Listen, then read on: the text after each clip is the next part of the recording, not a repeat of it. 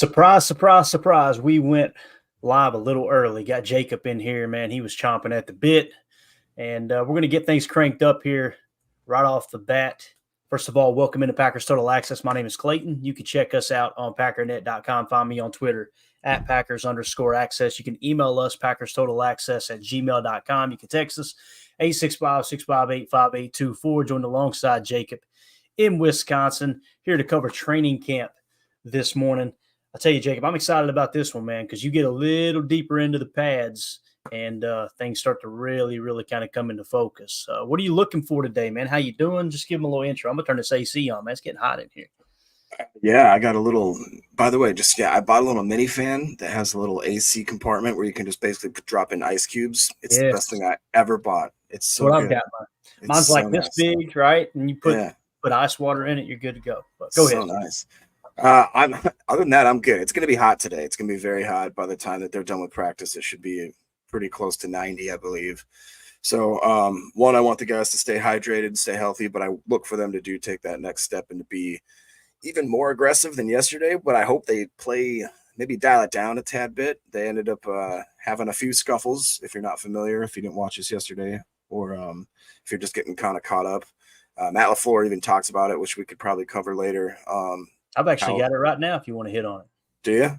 Yeah. Look at you being all professional. Let me cue this up, and then you tell me your thoughts afterwards. You finish your thought there. Okay, here we go. This was Matt LaFleur when he was asked about the fights, the scrums, if you will, the scrapping at practice. But is there somewhere, a line somewhere between the guys being competitive and enthusiastic, and maybe forgetting that they're teammates? Or you definitely want the guys out there competing to the best of their ability. You want guys being physical, but you want people to get out of practice healthy, and that's my number one concern every time we go out on the field is are we competing at our highest level?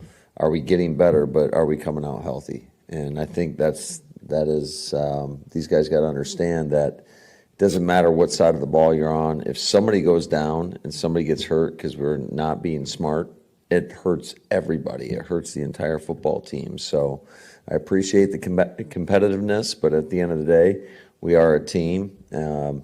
It does get – football's an emotional game, and sometimes tempers do flare, but more than anything, I just want guys to compete and keep each other safe. There you go. So, Jacob, what do you think about that, man? Obviously, LaFleur trying to address it, trying to stay out front of it, man. It's like when you go out to the club or to the bar with the boys. There's always one knucklehead that almost gets you thrown out, right? Now, if you're saying, no, our group don't have one of those, guess what? That's you, buddy. It's you. Yeah. What do you think, though, Jay? What do you think about the fight? And I think they'll tone it back, don't you? Yeah, I'm partly to blame for this too, because if you remember, I was making fun of, I think it was the Chiefs or maybe the Texans when they had some off the field scuffles on their first days of padded practice. I was like, look at these guys. It could be us. And then, of course, we start scuffling. And I will say, though, it would be the two players when I thought about it, Dontavian Wicks and Keyshawn Nixon. That makes total sense because both those guys have a little bit of an ego, have a little bit of a, the ability to talk a little smack. So, but yeah, I mean, I think LaFleur handled it perfectly, just making sure that the guys maybe wake up with their piss warm, not super hot. Save the hot for the game days and for the scrimmages and that kind of stuff. But yeah, our guys better wake up with their piss hot, like I said before. So. Yeah, now you're saying what? You're confusing me, Matt. So they did. They woke up with it hot. No, I think it'll be good. I think it just maybe shows that they've been waiting to actually start getting physical, and then they just got to maybe dial it back, that controlled chaos. But I would rather them be having to be told to, hey, tone it down than Matt LaFleur, because remember when there was years where we need guys with more intensity. Like that was where that basically it all kind of started. Yeah. Remember the all gas, no break. We went through years of guys being kind of little. I don't want to hit. I don't want to get intense. Remember Matt LaFleur had to dial in music just to get these guys up and moving. So I'm just excited that we got to dial it down. Yeah, me too, man. You would rather have to dial it down than try to amp it up, right? And LaFleur used to talk about, what was it he said? Bring your own juice, right? He would talk about that because especially during the COVID year. Because if I remember correctly, you correct me if I'm wrong, didn't Matt take over in 2019? Am I thinking right? So I think it would have been, his first year might have been. It's either his first, I think it was his second year, was the COVID year. So he was always talking about, you're not going to have energy of the crowd. We're going to have to amp it up. You got to bring that with you. And now we're having to tone it down a little bit. So mission accomplished, right? You love to hear it for sure. So a couple other things we can hit on here before practice gets cranked up. We were going to try to wait until 11 a.m. Central Time, and we just couldn't hold off. I text Jacob, and I know he was sitting in front of his camera like this, waiting to get started. So here we are. That's why we decided to do it. But first of all, I want to give a shout out to Trucker John, who texted me this morning, said, "We made it, sitting at the 40-yard line. Do you know if Tim is here?" To the best of my knowledge, Trucker John, Tim is not there. And I told Trucker John that in the text because I think Tim is still in Milwaukee. He was going to try to make it back Sunday, but I'm not sure if he made it yet or not. So you may see him pop up over there. But Tim, if you are watching, listening, and you are at camp practice, look for Trucker John there at the 40-yard line. I'll tell you, John has been an avid listener of the show, always encouraging, battling some health issues, and just always tries to make PTA a part of his day. And we appreciate it more than you know, Trucker John. And I know he had recently, if I understood correctly, had to kind of step away from driving trucks for health reasons. And enjoy your time, man. Kick back, relax, watch some Packers football this year, and don't stress over that. But appreciate you sending that text over this morning, buddy. So something else I'm really excited about, Jacob. Paul Brittle tweeted this out. LaFleur says there will be some one-on-ones happening at today's practice. So you know what happens with one-on-ones. There's even more fights typically. Yeah, that's true. For sure. Does that mean one-on-ones on the O-line too? And then on it's a very vague statement. The thing that I envision were one-on-ones, receivers and corners, but there's probably one-on-ones across the board, I would imagine. But the big thing that I like is that press situation. Get Jair out there on a Jaden Reed or on a Christian Watson. That's where you get that competitive nature. But again, there's multiple drills that can be one-on-ones. We'll see how that goes. But let's see here. You mentioned the rookie safeties. You sent this over to me. It's pretty cool. Ryan Wood had tweeted us at by Ryan Wood. You can follow him on X. Said Matt LaFleur a bit bullish on Packers rookies safeties Javon Bullard and Evan Williams. Quote, "I'm really excited about both those guys. It all starts, certainly they have a skill set, but the mental ability of both those guys being able to retain what they learned in OTAs." So it's obvious that both of those guys, extremely high football IQ. That was something that was on all over Javon Bullard's scouting report. Evan Williams, obviously, you could see him being able to read and diagnose at the college level. Will it translate over to the pros? But Jacob, you sent that over to me, man. What's your take on that? Yeah, well, I guess I can just pose it real quick. I don't know why. I woke up in the middle of the night and I started looking at different articles and stuff. And then I listened to Ryan's podcast really early this morning at like 4 a.m. or something. And he made a comment about how McKinney may have got not burned or anything, but I think that the touchdown was maybe had McKinney on coverage and some other maybe deep crosser. He was on coverage kind of thing. And I started thinking, like, what happens if at the beginning of training camp, or at the beginning of the regular season, or more realistically, I started thinking at the end of the year, let's say at the end of the year of this season, it's clear that that Bullard and maybe Williams should be out there starting. Because let's say every time they're out there, we've been rotating them, every kind of, whatever the situation, it's just very clear that they're the two best safeties. What do we do in that situation with McKinney? Do we try to move on, trade him, cut him out? Like, what would you guys think in that scenario? Because we still have Ola Home Depot right, and Anthony Johnson, who apparently has looked decent. So I'm just wondering, like, what would you do? I know what my response is, and it's a very boring response, obviously. It's not, whoa, shockish or anything, but there's going to be injuries. There's going to be. Yeah. Now, if you're asking what would I predict, look at how they gave Savage all that time. When the general manager invests a first-round pick into a player, albeit a safety in that situation, he did not want to give up on Savage because you don't want to admit you're wrong there. You still see the natural talent and ability. Well, when you go out and spend all that money on Xavier McKinney, it's going to take him falling flat on his face before they would even think about benching him. As far as trading, there is no chance of that, even if he hit rock bottom, because there's so much cap penalty involved there. And I don't have his contract in front of me, but I guarantee you you would be eating a ton of cap room. And I know there's some people that are going, why are you guys even talking about this? We want McKinney to be great. Completely agree. But if you look up and the two rookies are just as good, if not better than McKinney, if that's the conversation we're having, it's a damn good problem to have, right? I think you'll just see a healthy rotation like we have in the past. And just think about it, though, Jacob, how many times, like Rudy Ford couldn't get on the field last year because of injuries, right? Like, when I say that, it's like 1 second he was unavailable, the next second Savage wasn't available. And then when they finally did get healthy, it was like Rudy kind of got stashed to the backside. I think you'll see a healthier rotation of safeties with this new defense. I mean, that's really – there's so many times that when a training camp kicks off, you look up and you go, okay, they're doing this right now, but it's early in camp. And then you get later in camp and in the season, and you look back and you go, man, I really wrote that off as that's just early camp quirks. And it being what they actually do, I could see a heavy rotation, me personally. Can I give you a little camp update quick? Yeah, sure. This is per Paul Brettel. Not practicing today is Zane Anderson, Deslin Alexander, Keyshawn Banks, and then we got Elton Jenkins with a veteran rest day, and Josh Myers is apparently back after missing the last 2 practices with that personal matter. There it is right there. Look at that. Perfect. Yeah, that's good stuff, man. So Zane Anderson, no big deal. Deslin Alexander, no big deal. Keyshawn Banks, no big deal. Josh Myers being back. We know Elton's healthy. So I like this, man. We're going to get a good look at Josh Myers. Let's see what this new one gapping scheme does and how Josh Myers handles it. That could be a big test, right? So yeah, we'll keep checking in there for sure. I'll go ahead and hit refresh and make sure nothing else comes down the pike here. I'm following Paul Brettel pretty close today. Do you want to follow? Who would you like to follow today, Jacob? That way you can let me know, hey, so-and-so tweeted something. I'll follow Ryan Wood. Okay, you got Ryan Wood. I got Paul Brettel. Let's roll in that direction. Now, someone else actually spoke on Jordan Love. You guys know I'm a big Greg Cosell fan, have been for a long time. He's someone who studied the game of football since the 1970s, works at NFL Films. He's the senior producer for NFL Matchup on ESPN. Why the heck they've got it playing in the middle of the night live as opposed to a time during the day where people could actually watch it is beyond me. It's a phenomenal show where he breaks down the X's and O's.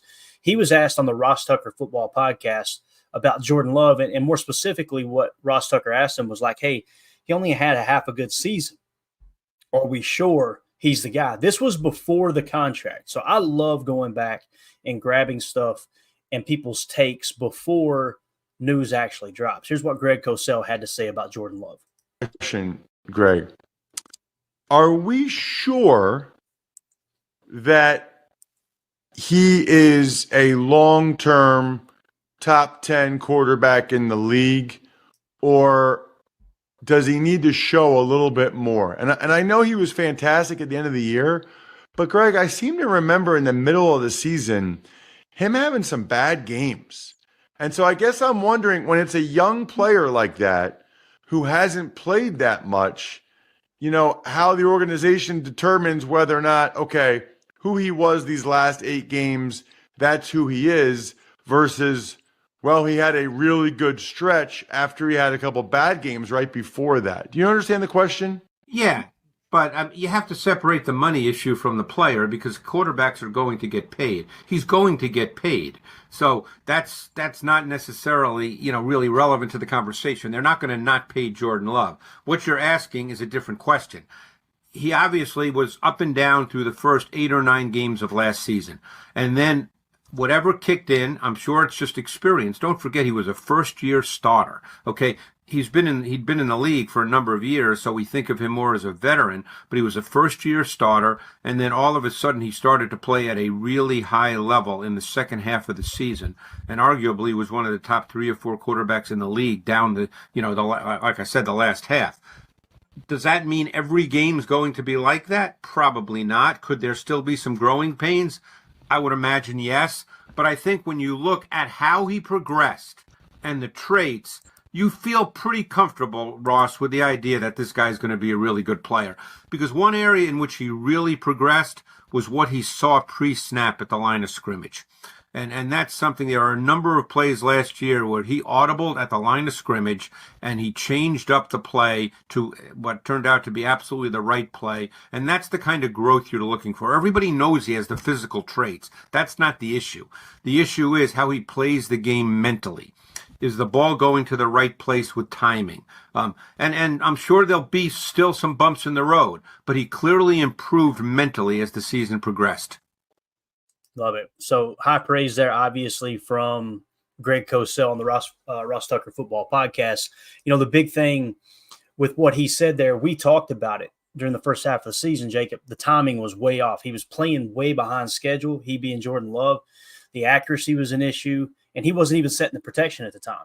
And by the time we get to the second half of the season, he's not only setting the protection, he's changing the play at the line of scrimmage. He's resetting the protection, telling your tight end to stay in and block. He's doing all these things. The accuracy came together. He was throwing off platform more than ever. As you see right here, Wes Hawkowitz just tweeted out quarterback and center reunited. So Josh Myers in the lineup. And also look at number 77 there, Jordan Morgan at right guard again. That dude looks lean, Jacob. Looks real lean. But what do you think about what Greg Cosell said there, man?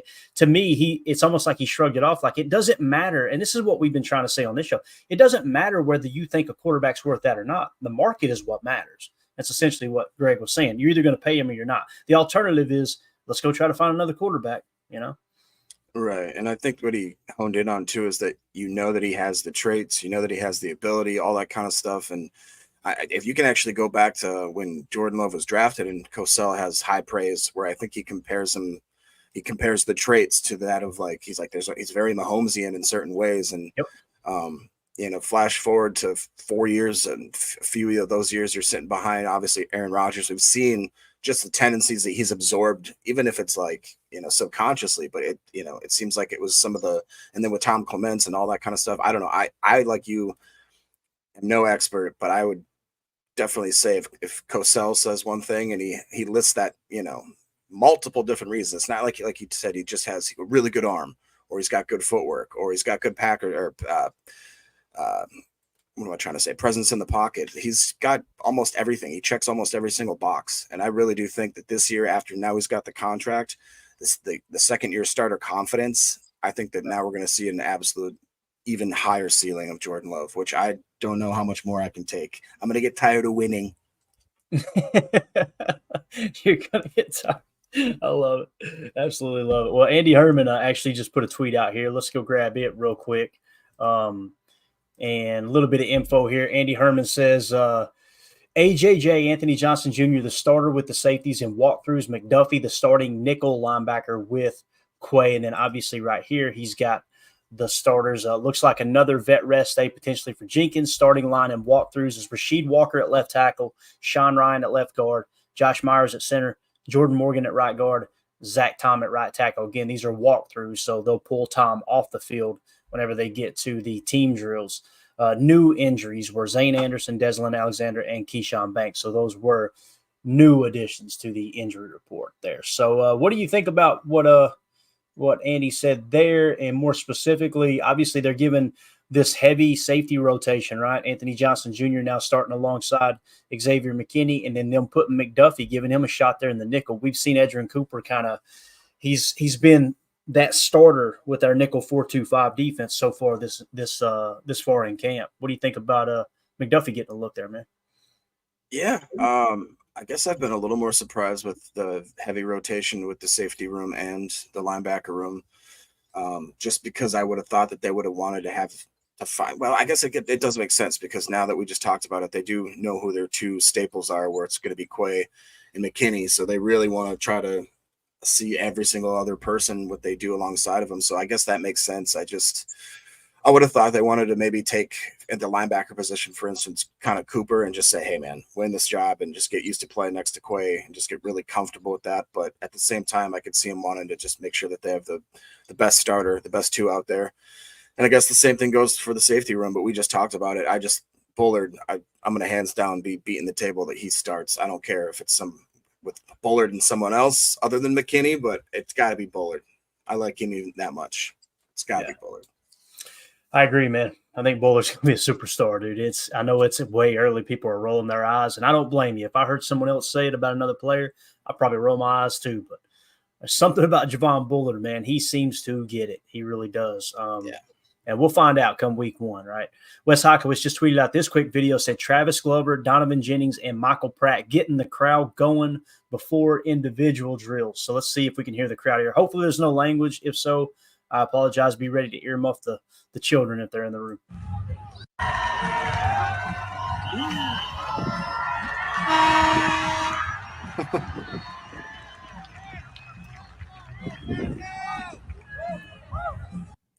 Love it, man. Got to be careful with the music too. You'd be surprised what AI can pick up. So, we had a really cool video we wanted to share of Jair Alexander. If we were just live on Rumble, we would have shown it. But it's him being mocked up, and it is golden. It is golden. He's when he hollered at Kenny Clark, he said, "KC," and he went, "Give me some of that signing bonus." Yeah. Love to hear it, man.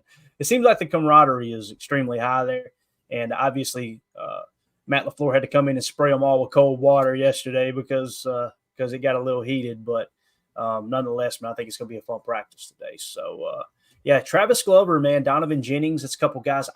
I get those two mixed up. I'm not going to BS you guys. I don't even remember which one of those two were draft picks. I know one was a draft pick, right, and the other was an Glover. undrafted. Yeah, Donovan Jennings was the undrafted, I believe, from like Southern Florida or something, University of Southern Florida. So that would kind of lead you to believe that Glover, you said, was the draft pick, right? Yeah, he was from the West. Is it Western Georgia or Eastern Georgia? Yeah, I think it might have been Southern Georgia. Southern Georgia, yeah. But nonetheless, Travis Glover, man, it kind of feels like he's got the hand up being a draft pick to make the roster over Donovan Jennings, right? But you guys remember Donovan Jennings, I think I'm remembering this correctly. Throughout the draft process, he was one of the visits, the top visits they had in, right? Getting a good look at him, Donovan Jennings. So we'll see, man. Travis Glover, you like him over Jennings, at least as it sits right now. And Michael Pratt, too, man. It's another conversation. Are we going to carry 3 quarterbacks, or are you going to just roll with 2? If so, is it going to be Pratt or is it going to be Clifford, you think? It's too early to talk that kind of talk, man. Bama Cheesehead says Georgia Southern. Just because Clifford has not had a good camp, let's be honest. What are you trying to say, Jacob? I'm just saying, man, I you guys know I love Clifford, Mini Brett. I just don't want to think about it quite at this point. I'll make that decision later. But Stacy's on the Bullard train with me, so that's cool. There you go. And Crossfire had some nice words saying, "Love the training camp access. Way to go, boys." Well, thanks. Thank you. Appreciate it, Crossfire. Yeah.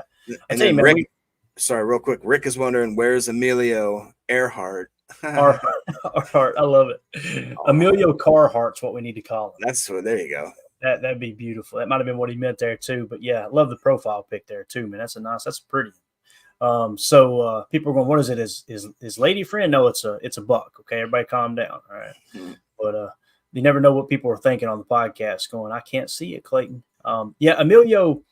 Emilio's normal schedule is he doesn't work weekends. All right. Yeah. During the weekdays, typically his fiance isn't off of work yet until like an hour after we go live. So he has an hour to talk ball with us. It works out perfect, right?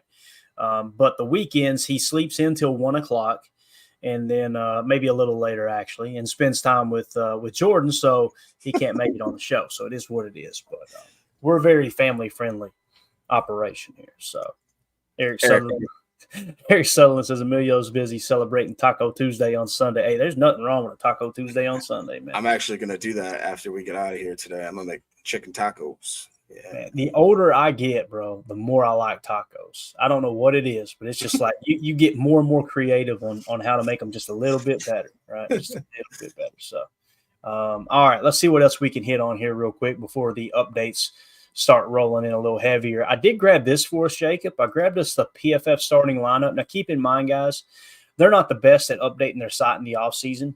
So you do see, though, they have went ahead and placed Bullard as the starting strong safety alongside Xavier McKinney. And Jacob, this is probably why there will be people kind of rolling their eyes about the Xavier McKinney conversation we just had.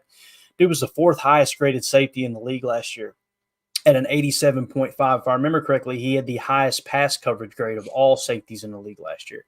I think that was a real thing. So obviously at the safety position, they've got Xavier McKinney and Javon Bullard penciled in. Now they went ahead and put Quay Walker and McDuffie in as your nickel 4-2-5.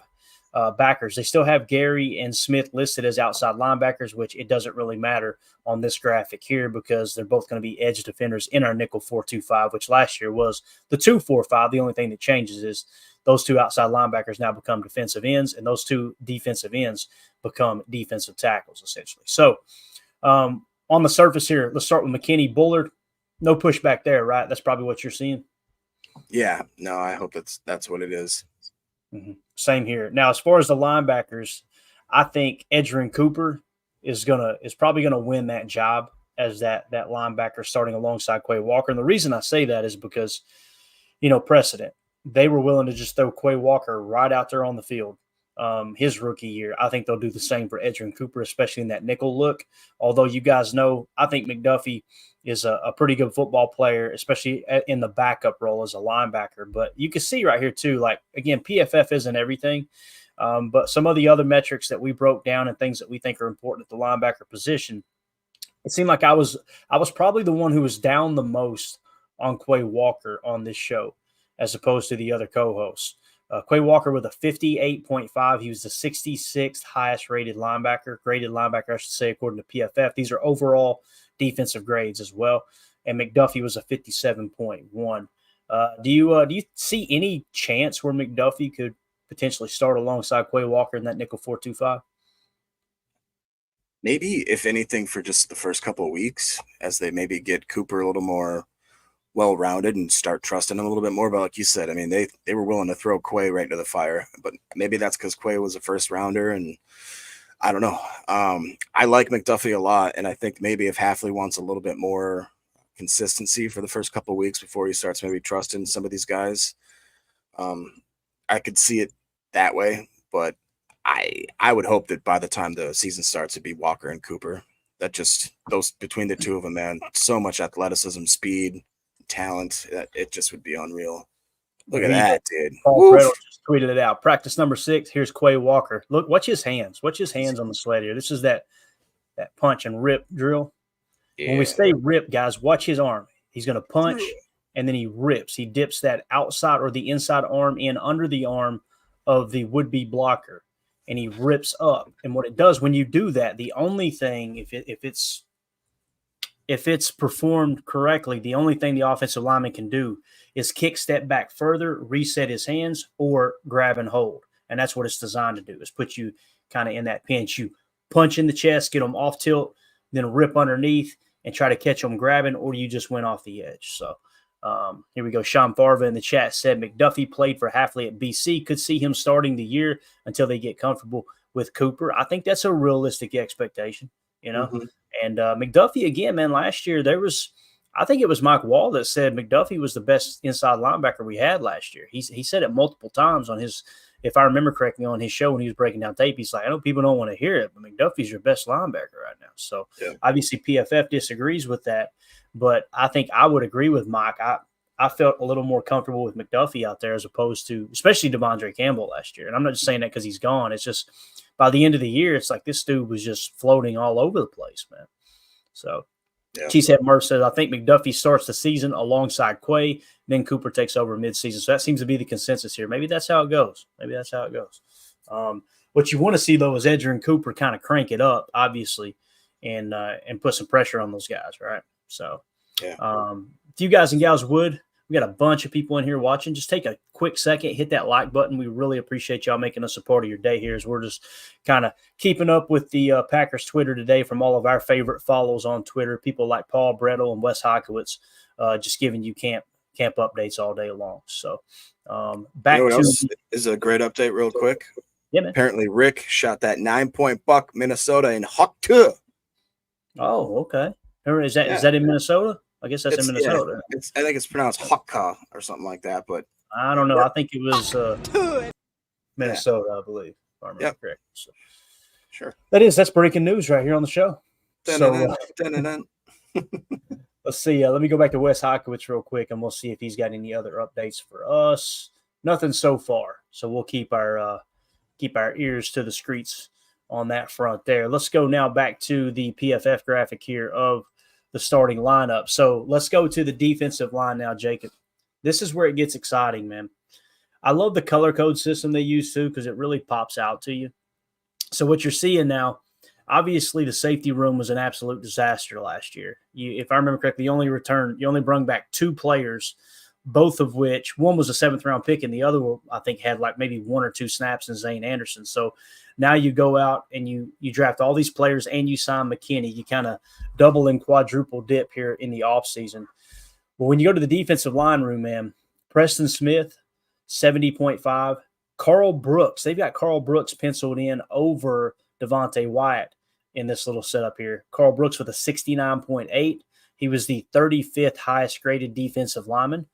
Kenny Clark, 70.4. He was the 32nd highest graded defensive lineman, interior defensive lineman. And then you got, of course, Rashawn Gary, the guy who's just Mr. Consistent, 26th highest rated edge defender at a 79.0. When you look at this graphic here, Jacob, well, unless Bullard just absolutely dominates like we're hoping it, and some of us are predicting he will, defensive line is going to make this defense go, aren't they? Yeah, I think for sure. You guys know that I'm super high on Carl Brooks. I always forget that he did grade out pretty darn well compared to, I guess, a lot of the other guys we had there. I feel like we've kind of forgot about Colby Wooden as well. So we do have a lot of decent rotation there. And then again, you guys know I love Slayton as kind of being more of that true nose, big bodied guy. But I think that our edges too maybe don't get the our D ends. I keep wanting to call them edges now, but I don't think they get enough love for the rotation, because obviously we know what we get out of Preston Smith. I think he is more steady Eddie than anybody on this team. Obviously Rashawn Gary, we've seen what he can do now. I think there could be just a whole nother element of him being able to get down in that 3-point stance and just go and not have to worry about so much of the other responsibilities that maybe in the other system he was required to do. So if Gary's back to his absolute like Terminator, beast mode, Bane mode form, that alone right there can be a whole different catalyst for this defense. But then if you add in the fact too, we haven't even talked about the jump that maybe LVN could take and Kingsley Enagbare. And again, I'm not even just saying it, but my boy Brenton Cox Jr. apparently has looked pretty good, and he's the same kind of mold, whereas you can just put his hand in the dirt. That was his favorite thing to do in college. If you watch any of his highlights, when he really got going was when he was in that kind of 3-point track stance and just went off the edge, and he was a freak. So I'm excited as all can get out for the D-line in every aspect. It's going to be awesome. Ben Holden said in the chat earlier, I love watching the camp battles for backups. They have great stories in their own right. I completely agree, Ben, especially in the preseason. That's when I get really excited about the backups. Because, I mean, it's like the Super Bowl to those guys. They're fighting for their NFL careers. To me, preseason is just so much fun to watch. Now, don't get me wrong. We get two preseason games in, I'm going, all right, let's get to week 1. I'm just like everybody else. But I love following those backup camp battles for sure. Here we go. We got Andy Herman just a few seconds ago actually tweeted this out. Says Watson and Wicks. So here's a live shot just a second ago of Watson and Wicks. Obviously on the top part of your screen, you got a little hook route from Watson, and then you've got a little mini slant route there from Wicks. Look at the hands on Wicks, man. That's the thing that I seen improve last year. He's got the feet. He's got the route running. He's got the big frame. He's put on a little bit more muscle. But the big thing is just strong hands. You can see his hands really coming together, Jake. Wicks, I think, is I swear, I think there's so many people sleeping on Wicks. We're so excited about Jaden Reed and Christian Watson, Romeo Dobbs. I think when you look at the third down statistics last year, and when it was third down, and many people, if you were to ask Packer fans who is Jordan Love's go-to guy on third down, you would probably think Romeo Dobbs, and he may have went to him more than Wicks, but Wicks was the hands down the most effective on third downs, and specifically out of the slot as well. But how you feeling about Wicks potentially breaking into the starting lineup here, man? I mean, I don't want to say disagree with you there, but Wicks is on like everybody's radar. If you start listening to podcasts, as far as the fantasy football aspect is concerned, everybody's talking about Dontavian Wicks. Like it's almost on everybody's list, every breakout list, every guy you want to take in the late round, it's all that kind of stuff. But as far as actually being maybe a 1 or 2, as far as our wide receiver groups, and then actually, performing that way for the whole year, I mean, I could totally see it. Our guys are so interchangeable. It's, I guess, what's so great about our offense. And at the same time, I have no idea what Matt LaFleur is going to do with these guys this year. It's exciting, but at the same time, it's a little bit frustrating because I don't know. Would you consider him more of like a boundary receiver, like an true X receiver kind of guy? Because he can pretty much do it all, can he? I think he's capable of doing it all, but to me, he's his best at the slot position. He had the highest passer rating when targeted amongst all of our wide receivers when in the slot. If you were to go off of the stats that I kind of see as important, to me, your starting lineup should be Romeo Doubs as your boundary X. You've got Jaden Reed as your Z. You've got Dontavian Wicks as your slot. Now, people are going, what about Christian Watson? What are you talking about? I just haven't seen it. We've seen it in spurts. But the reality is Romeo Doubs probably took 90% of his snaps at the X position. And when we say X, guy, the X position is basically on the line of scrimmage opposite the Y, opposite the tight end. So if the tight end, if it's a strong right look, the receiver on the line of scrimmage opposite side is your X. Now, there's also a position they refer to as flyer or F in Matt LaFleur's offense. Not F tight end like the Billy O'Brien scheme and system where his second tight end is an F, or he has an F and a U tight end. Funny, right? So the F represents flyer for Matt LaFleur's offense. That's the way it's been explained to me. So that flyer essentially, well, most of the time, if you glance at it pre-snap, you go, okay, that's the Z. But what happens is they're not on the line of scrimmage, which the Z typically isn't. He's on the tight end side, but off the line of scrimmage. In this case, he'll be off the line of scrimmage, and he'll motion in towards the slot spot or even go opposite side. So it's that guy that's constantly moving back and forth. Now, people say, well, isn't that Jaden Reed? At times, yes. Also at times, Christian Watson. You remember his rookie year, how many end arounds they gave him? Yeah. So the more receivers you got that can understand all the choice routes that apply to Matt LaFleur's offense, and there is a boatload of them, then they can all play F or flyer. Guess what? You're off to the races, man.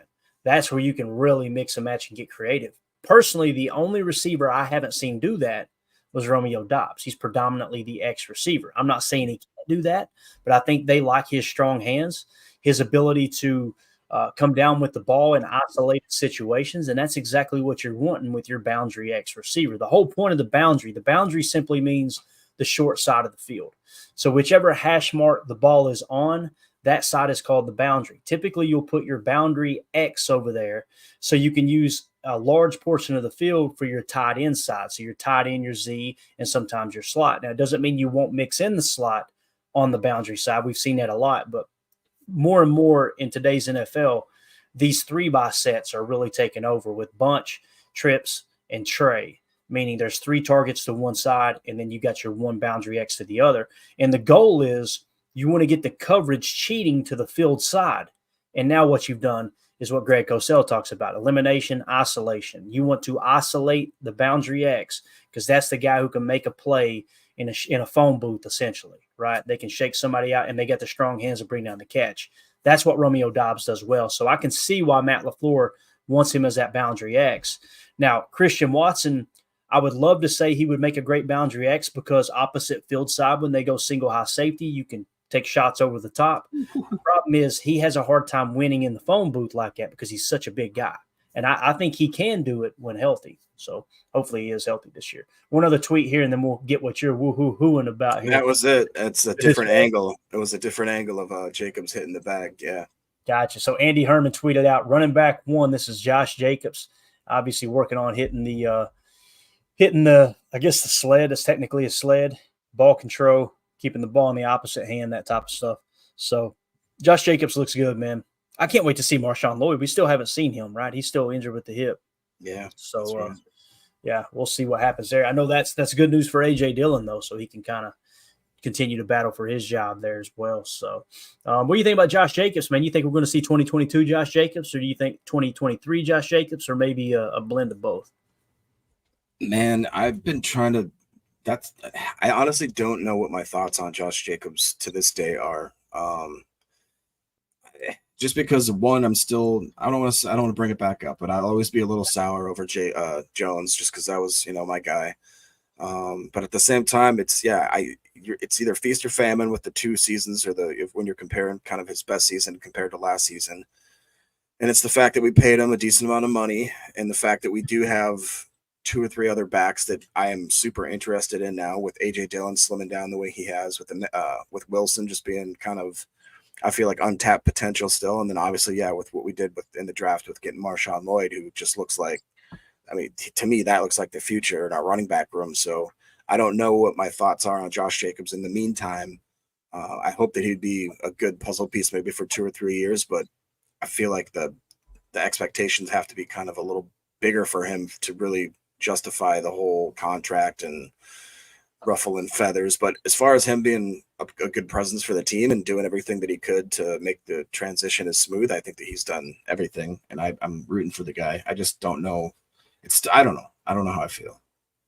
I understand, man. It's still early too. Let's go to Wes Hockowitz's Twitter feed here. He tweeted out a video of Jordan Love to Jaden Reed. So, again, Jaden Reed, in my opinion, as things sit right now, he is the best receiver on this team. I just am forecasting Dontavian Wicks to kind of take that over throughout the course of this year. It might be toward the end of the year. Jaden Reed is that dude. When he was drafted, I got so aggravated because there were so many, reporters that were like, this is that slot receiver they've needed since Randall Cobb. And I'm like, why are they calling him a slot receiver? That's not what he did at Michigan State. Like he was literally, he was constantly in the Z. Now, maybe it's because they seen some Z motion to a stack look and running some routes. I don't know.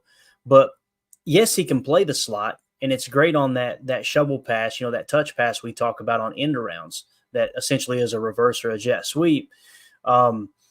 Yeah, he looks good on that stuff, but I'm telling you, man, he's got the capability of playing Z. And again, when he was in the slot last year, he had a higher passer rating when targeted when he played the Z as opposed to the slot. So that's why I kind of see him as a Z. Right now, I think if there's anyone on this team that you go, that's your wide receiver one, you've got to respect and acknowledge the fact that he led the team in receiving yards, receptions. He broke, was it Sterling Sharp's record? Did he actually break it, I believe? I keep getting confused on whether he broke it or not. But obviously the rookie record for receptions there in Green Bay. But Jaden Reed, man, I think he's poised to have a big year, Jacob. This might be 1,000-yard year for Jaden Reed.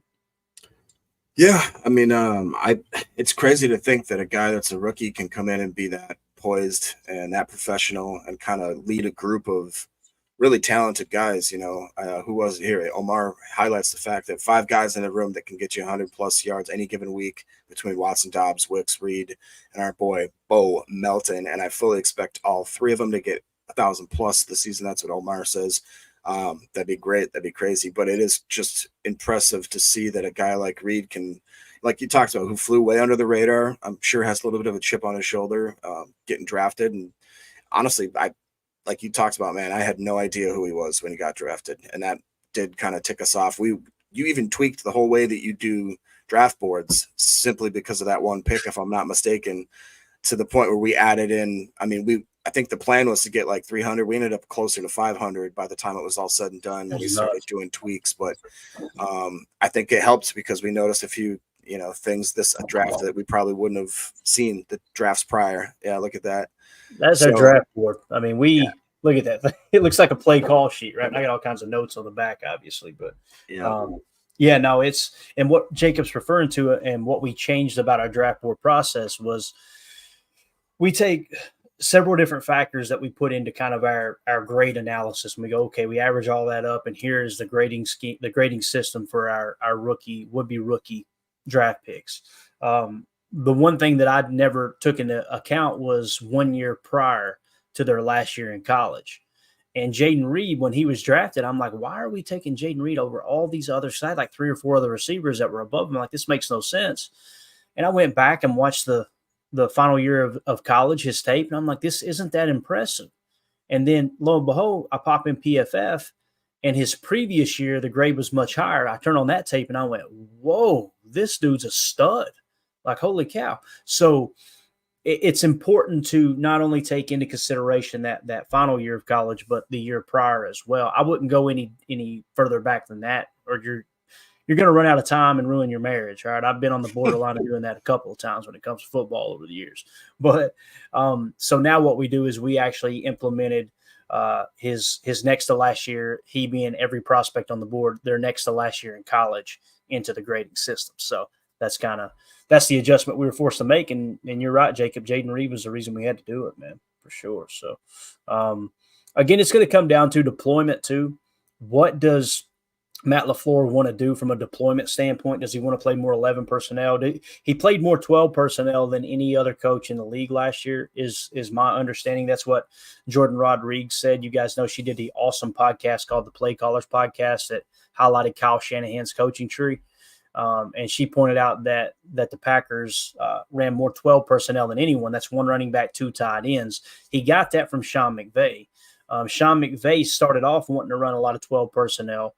And then, of course, they ended up landing Cooper Kupp in the draft. And he's like, why the hell is Cooper Kupp on the sideline? Because I want to stay in 12. So he shifted to 11. Now, don't get me wrong. The Packers still run more 11 personnel than 12 personnel, 11 personnel being 1 running back, 1 tight end, equaling 3 wide receiver sets. But he really likes to lean on 12 personnel, and he loves to run a lot of weak wide zone runs. That's what I'm learning here in the Bobby Peters book, because the reality is when we do chalk talks and stuff, you don't see a lot of running plays because there's not a whole lot of explosive running plays, right? We show you the explosives, the turnovers, the scores and all that good stuff. But the running game, it goes without saying, it's absolutely huge. So Big B, is that what he's trying to say? I think that's what So Turtles is trying to say. Let me go take a look. Go ahead, Jacob. Say something smart for a second. Some other guys, Respect Oranges made a good point that he's really jacked to see Marshawn Lloyd when he's finally in pads. Fractal of Gods pretty much said the same thing, saying they've got high hopes for Lloyd. I also want to see him in pads. He reminds me again of like a Marshall Faulk, just kind of like one of those scat backs that can get going and stop really, really quickly, start and stop on a dime kind of thing. And I think he's going to be great coming out of the backfield in the passing game as well. Got it. Thanks. Yeah.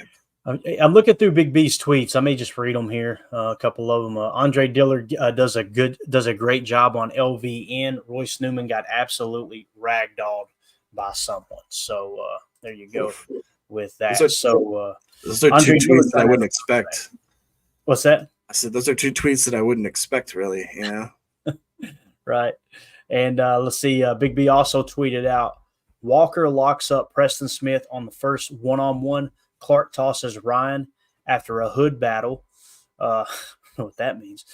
Ryan with a good comeback the second time round. Slayton runs through Myers twice. Jordan Morgan does a phenomenal job on Devontae Wyatt. So it sounds like a positive for Jordan Morgan. Myers is having a rough day at the office, boys. Surprise, surprise, right? But again, it is early. It's essentially his first padded practice, right? So definitely worth mentioning there. So it sounds like Big B was asked to not film as well. So we might want to be careful on what we show here. I'm assuming, obviously these guys have gotten approval to film.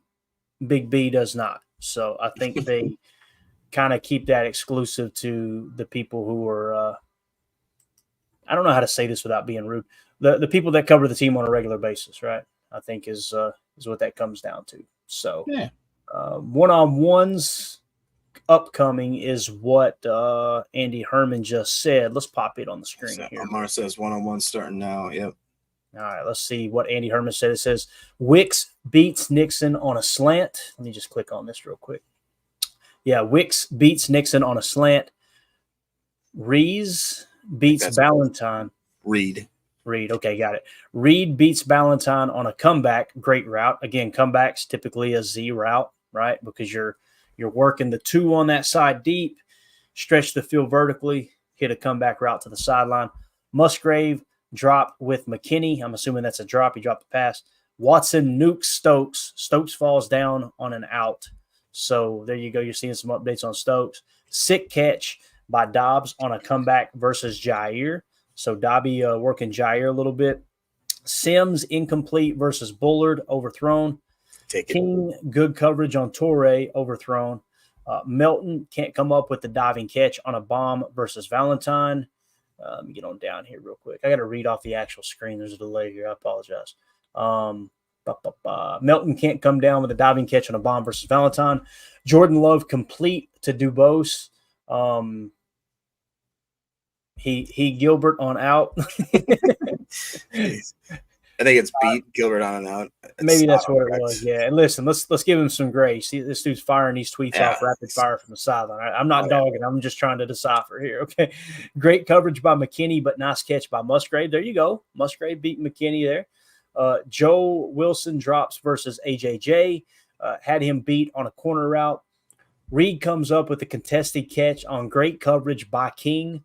Reed a bit slow to get up, but looks okay. Don't you do this to me. Wayne toasts Gilbert for a deep touchdown.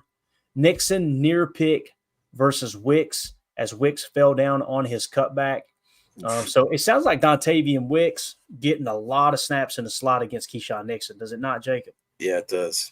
Yeah, that's where the first fight of the day yesterday started. Yes, and it again, did. Wicks is hands down our best slot receiver from a per snap basis, I should say. Obviously he didn't have as many snaps as maybe he did have the most slot snaps. I can't remember exactly. I do know that he had the highest passer rating when targeted out of the slot, though. Let's see here what else we got. Beautiful deep bomb from Love to Torrey, who beat Bullard. There's Bullard getting beat.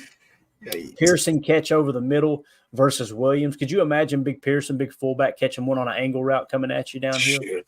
I like that guy. I wish we'd utilize him a little more. I love fullbacks, man, but I can't just ignore the fact that they're becoming very, very, very extinct in the NFL. You know what I mean? Yeah. Sick route by Dobbs, who crosses Ja over for easy separation and a nice hands catch. So it sounds like that's probably Dobby at the X working on Jair. That's a cool matchup. Starkey nukes AJJ deep, but drops a wide open touchdown. So Anthony Johnson Jr. getting beat deep, although Starkey did drop it. Dubose Bears beats. All right, yeah. Bears beats Battlestar Galactica. Dubose beats Valentine. Milton won his route. Couldn't see versus who. So Andy Herman just doing the Lord's work out there right now, man, with those camp updates. What sticks out to you there, Jacob? Anything you want to talk about? That's a lot of information. That is a lot. I can't believe he can compile all that. The Wicks thing is interesting. It sounds like he's getting a lot of work. I've quietly been hearing a lot of stuff about DeBose, just making a catch here, making a catch there. Just special team play yesterday, right? Yeah, that's and then again I have noticed a few McKinney in routes, a lot of his name getting called on as far as getting beat, but I don't know what to think on that. Yeah.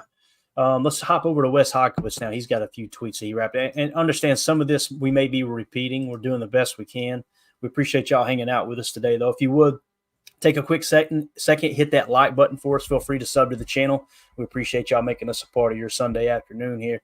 So Wes Hawkowitz tweeted out, good reps between Preston and Walker and Gary and Telford, who continues to work as the number one right tackle. So obviously Zach Tom just doing the walkthrough stuff. Telford, man, they're giving him every opportunity possible to win that backup right tackle spot, aren't they, Jake? Mm-hmm. Sure seems like it. Yeah. Jordan Morgan still at right guard in team with Ryan filling in for Jenkins at left guard. So you're start to see kind of the puzzles getting put in place. Seems like Telford might be your backup right tackle. Jordan Morgan may end up being your starting right guard, and Sean Ryan is probably going to be that swing guard. He played a little bit of right guard last year. He's been filling in at left guard for Elton Jenkins. My guess is Sean Ryan probably going to make this roster, no doubt about it. Right? I mean, Royce Newman's the one that we haven't heard anything, have we, man? Yeah, I think Sean Ryan is about as much of a lock now as he could be, just because, you've seen him now playing snaps at right guard and left guard, and with Elton being out and Josh, it just seems like that's exactly where they're plugging him. And he's an early draft pick. Wasn't he a third rounder still? Yeah, Sean Ryan. Sure. Yeah, yes, yeah, that's correct. They're going to hold on to him. Yeah, Wes Hawkowitz says, I ain't Larry McCarron, but I thought Jordan Morgan had 2 solid reps while playing guard against Devontae Wyatt in one-on-ones. Kobe Wooden showed power and burst against Tenuta. Now go back to Big B. Remember what Big B said? Jordan Morgan was pretty much manhandling Devontae Wyatt. So it sounds like Jordan Morgan was real deal. Now here's what's cool. If he does play right guard, guess what he can play in a pinch? Tackle, right? Left tackle at that. There's a lot of value with that draft pick, man. There really is. Makes a whole lot of sense. Now, let's hit those chats real quick, Jake, if you don't care. I mean, you got a couple in there, don't you? That you got marked. I believe I do, yeah. What kind of This is just a random one here that McKnight was asking how soon it will be until Jonathan Ford gets cut. That's a great question. Let's do this, man. Let's pop the depth chart up real quick, and let's take a look at it here. So when we look at the interior defensive line, now keep in mind, last year, I'm trying to think, the final 53, albeit we were running a 34 jam, we kept 6 defensive linemen, which essentially were interior defensive linemen. But at the time, when your base defense is that 34 jam look, you got 3 defensive linemen on the field. So essentially what you said is you've got 1 backup per position. Now, I'm not suggesting they're only going to keep 4 defensive tackles. There's a chance they could keep 5, I'm sure. But let's just set it. Let's set it at 5 to be safe here and give our boy Jonathan Ford a legit chance to make the roster. Kenny Clark, Devontae White, Carl Brooks, TJ Slayton. I feel real comfortable saying those 4 are pretty much a lock. Do you agree, disagree with that, Jake? Yeah, that's legit. Okay. Now you got Jonathan Ford and Kobe Wooden. Which one would you take over that to round out your 5th defensive lineman if we do go with 5? Man, I'd have to go Kobe, younger. I think a better draft pick as far as where we got him as well. Yeah. And Jonathan Ford probably going to clear waivers and make it to the practice squad, right? That's a big deal. So yeah, you could still keep him. As far as to answer the viewer's question, I would say Jonathan Ford probably won't make the active roster, but he will make the practice squad and maybe get activated a time or 2 throughout the year. The other thing, too, you may carry an extra defensive tackle, right? And the reason I say that's because you may carry 1 less defensive end because now you got Rashawn Gary, Preston Smith, Kingsley Enagbare, Lucas Van Ness, and let's say you do carry Brenton Cox Jr. this year, which they did all year last year because they didn't want to lose him, right? That's 5 edge defenders.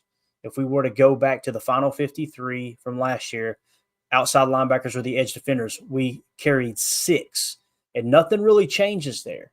So if that's 5, yeah. So if that's 5, and you do carry 6 this year, the 5 that we got so far is Preston Smith, Rashawn Gary, Lucas Van Ness, Kingsley Enagbare, Brenton Cox Jr.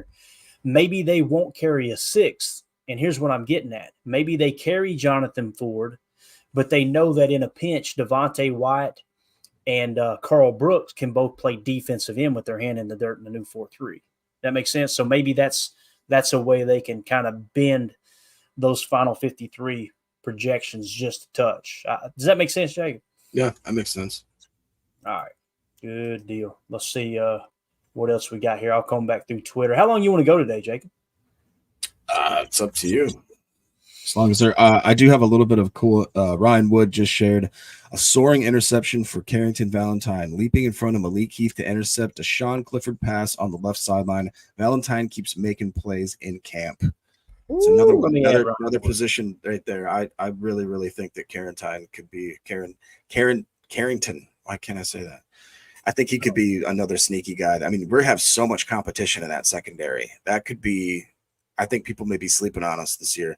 Actually, to the point where White 009 said, a question with knowing where we are about most teams. Where do the pack rank? Where do the packs rank for you in the division and the overall league? I don't know about that question, but as far as where our positional groups rank in the NFC North, I think that by far we have the best secondary. I really do. Because now, I mean, you just look at the depth at the cornerback position, the slot position, and now the safety position. We're freaking stacked. Minnesota's definitely ranked the last. I know that.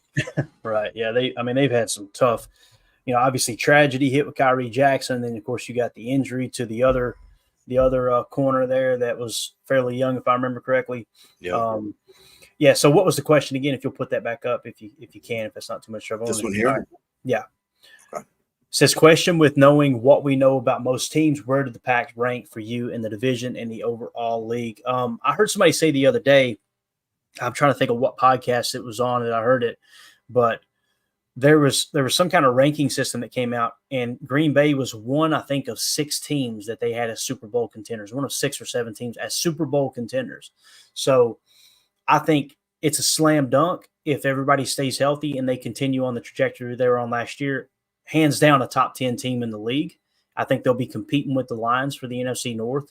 The Lions are a damn good team, and I'm not going to be one of these fans that just like to, pretend like the Lions aren't as good as they are, man. The Lions are built in the trenches. They're built to last.